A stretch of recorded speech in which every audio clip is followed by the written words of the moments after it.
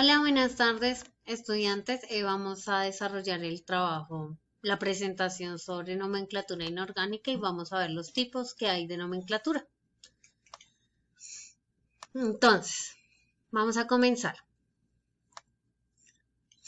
Formulación y nomenclatura química y nomenclatura de compuestos inorgánicos. Resulta que ustedes van a ver toda la química inorgánica y hasta el momento han trabajado lo que es cation y es anión, configuración electrónica de iones, etc. Ahora vamos a ver cuando se forman esos compuestos, la unión de un cation y un anión, qué nombre reciben y a qué función corresponde.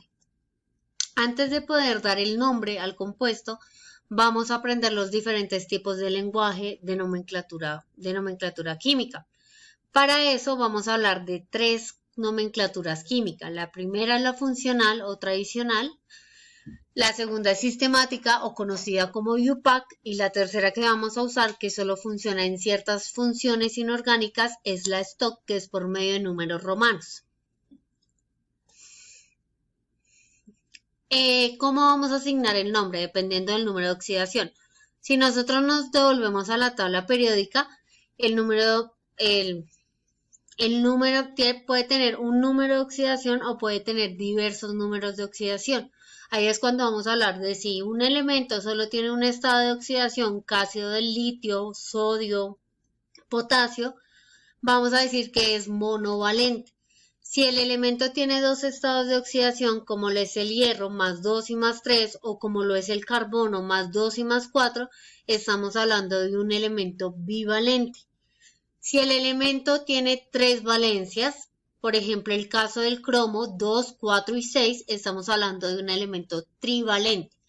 O en el caso del cloro, que tiene 1, 3, 5 y 7, estamos hablando de un elemento polivalente. ¿Qué quiere decir eso? Nosotros mirábamos que, dependiendo del número de electrones, se puede decir si el elemento cede o el elemento recibe electrones. Entonces, si es positivo, estamos hablando de que perdía electrones y estábamos hablando de un cation. O por el contrario, si es negativo, estábamos hablando que gana electrones y sería un anión. Sustancias elementales. ¿Cuáles son las sustancias elementales? Las que aparecen como elementos. ¿Cómo se formulan el elemento? Y la N. La N que sería el número de la cantidad de átomos que necesitan para que exista esa sustancia. Por ejemplo, oxígeno, como es un gas es diatómico, la sistemática sería dioxígeno. Un átomo de oxígeno sería funcional oxígeno atómico y en sistemática monooxígeno. O a la 3, en UPAC o en funcional sería ozono y en sistemática sería trioxígeno.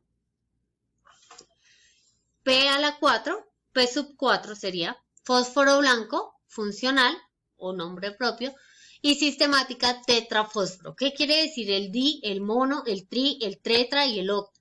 Son prefijos de cantidad. Di simboliza 2, mono simboliza 1, tri simboliza 3, tetra 4 y octa 8. Su mercedes asocian del quinto de ahí para adelante con las figuras geométricas y pueden sacar la valencia.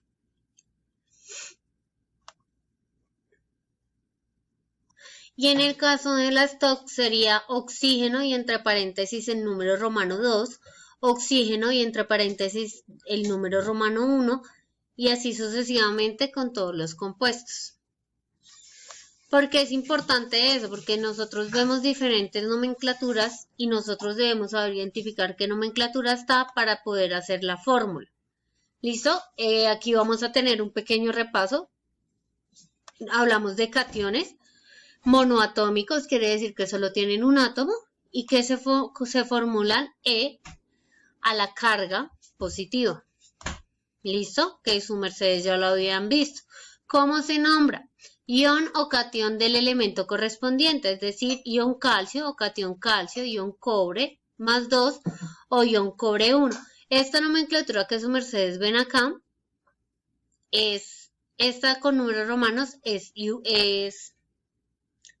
STOC Y esta terminada en ico y en oso es IUPAC. ¿Listo? Entonces, vamos a empezar a mirar un poquito más a fondo. Bueno, en los casos de los poliatómicos, entonces la cantidad de ion y la carga. Que esa era una de las tareas que ustedes tenían, que asignar unos nombres a unos cationes poliatómicos, que pues me la deberían mandar, por favor. Aniones monoatómicos, cargas negativas, una sola carga, se formulan de la misma forma que los cationes, pero con carga negativa, y se nombra ion con la terminación uro, ion hidruro, ion sulfuro, ion fluoruro, ion óxido, que es la única excepción. Y los poliatómicos con la cantidad de masa que corresponda. Los elementos monoatómicos, vamos a ver los binarios. Los binarios, que son dos tipos de átomo. Es decir, por ejemplo, el sodio y el oxígeno, el azufre y el azufre y el potasio, etc. La unión de un catión y un anión.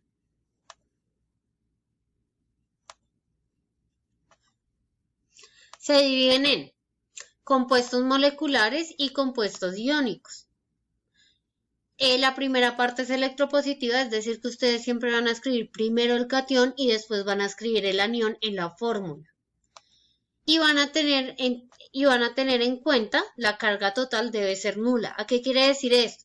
Si yo tengo dos cargas negativas que me aporta el oxígeno, tengo que ponerle dos cargas positivas para que me dé un total de 0.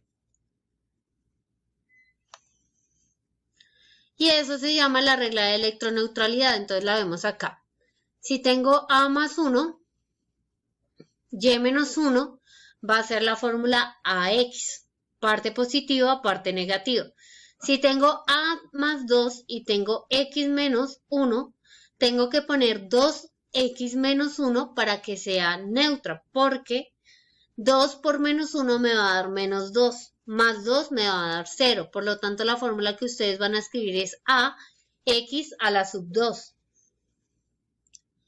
A más 2 y X menos 3. Como ustedes aquí no encuentran un número que les pueda dar 0, entonces lo que hacen es la regla de entrecruzamiento, como la vemos en la parte de abajo.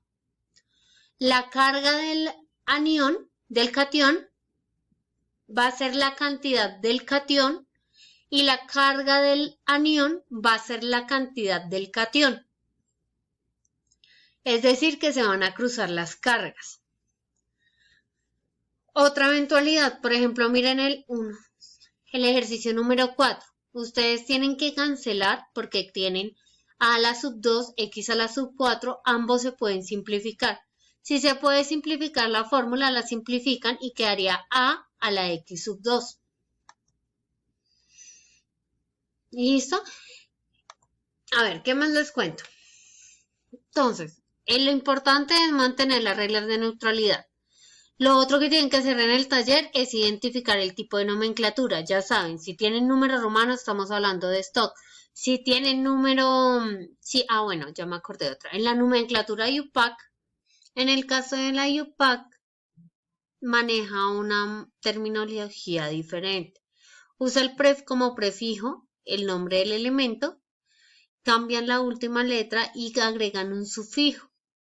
Para los monovalentes, es decir, los que tienen solo una carga, va a ser ico, es decir, que ya no vamos a hablar del ion sodio, sino el ion sódico, el ion potásico, el ion lítico. ¿Listo? Todos terminados en ico. Ahora, por ejemplo, el ejemplo que tengo acá en la pantalla. Si tiene dos valencias, el menor número va a ser la menor. Y el mayor, pues va a ser la mayor oxidación. Y vamos a usar dos prefijos. El menor es para oso, el mayor es para ico. ¿Vale? Entonces vamos a colocar la función inorgánica, la función que nos corresponda, que es lo que vamos a estudiar en el siguiente tema. Y vamos a colocar el nombre del elemento con la terminación. Eso depende de qué nomenclatura yo les pida. Si yo les pido, deme nomenclatura stock, por favor, del óxido de... Ya les busco una fórmula. del ion litio, del óxido lítico, entonces yo les diría óxido de litio y entre paréntesis 2. Pero si yo les digo, denme la nomenclatura IUPAC de este compuesto, entonces sería óxido sódico, porque estamos hablando de que sodio solo tiene una valencia. Bueno, y miren, acá vemos otro ejemplo, por ejemplo, los monovalentes, una sola valencia, los divalentes, dos valencias, mono y oso. Los trivalentes van a ser la primera hipo y oso, la segunda oso y la tercera ico. Y los polivalentes que tenemos más de 4 valencias. Entonces la 1 va a ser hipo-oso, la 2 va a ser oso, la tercera va a ser ico y la última va a ser perico, ¿listo? El hipo y el per van a ser prefijos y el oso y el ico van a ser sufijos. Eso es lo básico que tienen que saber en cuanto a nomenclatura, a los lenguajes. Estamos hablando solamente de lenguajes. Más adelante vamos a ver las funciones orgánicas, inorgánicas, como son óxidos, hidróxidos, sales, ácidos, y vamos a aprender a nombrar cada una de ellas según pues el compuesto que tengamos. Entonces creo que con esta información ya pueden realizar el taller y pues espero que me lo envíen. Espero que haya sido de utilidad la clase, que estén muy bien.